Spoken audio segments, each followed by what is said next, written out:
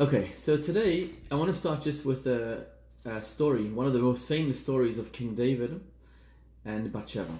So King David at the time was in his power. He was the king of Israel. King David had Yoav was his chief of staff. He had a great army, and King David one day sees a woman, Bathsheba, bathing on the roof of a nearby building, and he wants her. He wants to be with her. He wants her to be his wife. The problem was she was married to one of his soldiers, a man by the name of Uriah HaChitti. So Uriah was one of his soldiers. So he sends a message to the forefront, whatever, to the battleground, to put Uriah right in the beginning, and Uriah was killed in battle. So King David then went and took his wife Bathsheba as his own wife. That's the story that happened.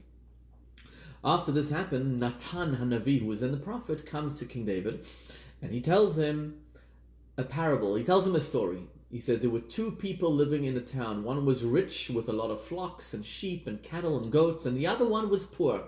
And the only thing the poor man had was one sheep. And then a guest came to the rich man, and the rich man wanted to give him food. So instead of taking one of his many sheep, he took the sheep of the poor man, and he stole it basically, and he gave it as a meal to this other person, to the guest.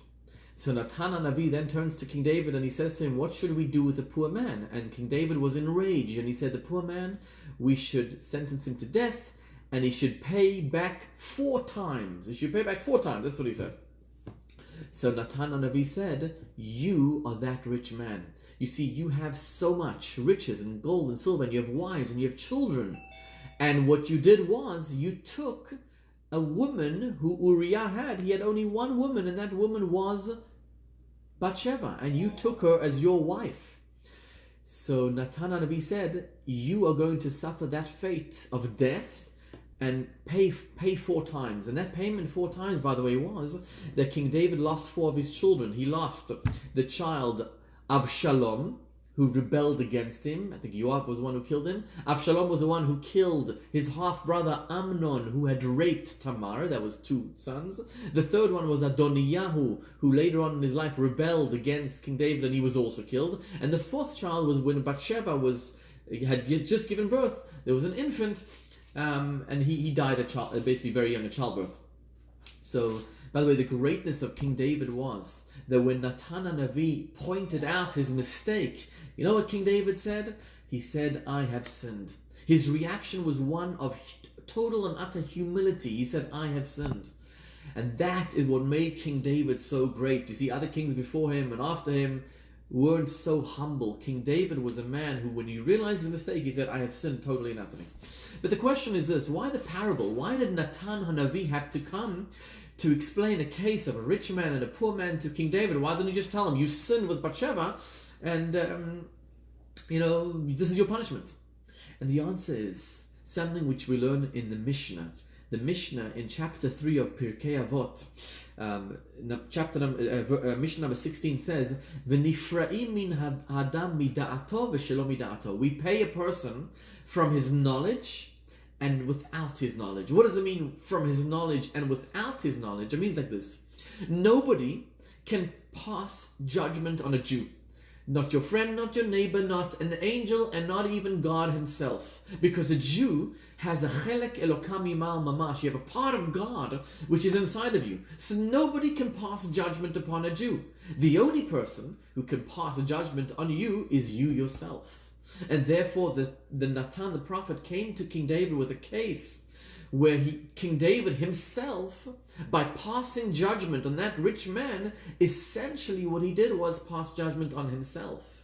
And that's why when God wants to exact punishment upon a Jew, he puts in front of him a situation where the Jew will pass judgment on this person, and that case will be similar to the one that the Jew himself has. So that's why we have to be so careful when viewing and passing judgment upon other people. Because first of all, we have to always judge another person favorably. Maybe the reason why they did the sin is because, who knows, whatever reason it was.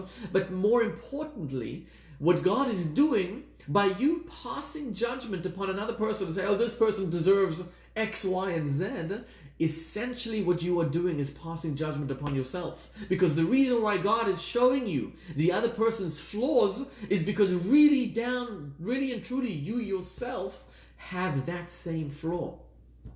And that's what, now we can view the Mishnah. In chapter 3, the first Mishnah says, Akavia ben Mahalalel Omer. Akavia, the son of Mahalel, says, Histakel bishlosha dvarim. Look at three things. Ve'ena tabali de avera. Look at three things and you'll never come to sin.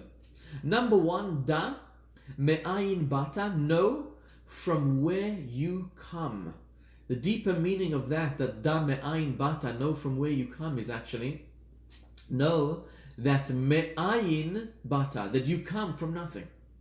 You think you're so powerful and so almighty and everything else. Know that you come from nothing. Ve'le'an ata holech, where are you going? In other words, you are going, at the end of the day, a person is going to pass away and go in front of the heavenly court, in front to paradise. Ve'lifnei mi ata atid liten din v'cheshbon. In front of whom are you going to give din v'cheshbon? Din v'cheshbon is a judgment and accounting. Now the question is, why does it say din v'cheshbon? It should say cheshbon v'din. First, we do an accounting, and then we pass the verdict. The Mishnah says the other way around. First, we pass the verdict, din, and afterwards, we do the cheshbon. The cheshbon is the counting. It doesn't make sense. And the answer is because the only way a God can pass judgment upon another person is if the person himself passes a judgment upon himself. And this is the deeper meaning of the words of the Mishnah, din v'cheshbon. First, there's a din. First, there is the judgment. Who gives the judgment? You yourself give that judgment.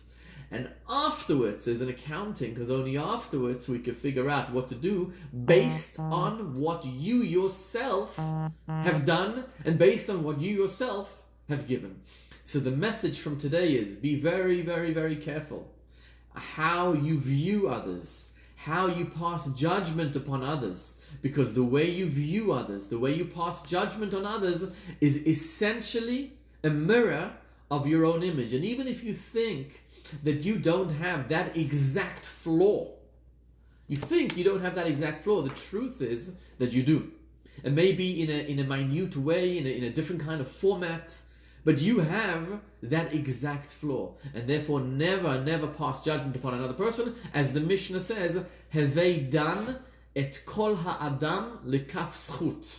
Judge every person favorably. Reason number one, because you never judge another person, because we don't know what that person has been going through, but more importantly, because you are actually judging yourself. Hope you enjoyed this 10-minute power class.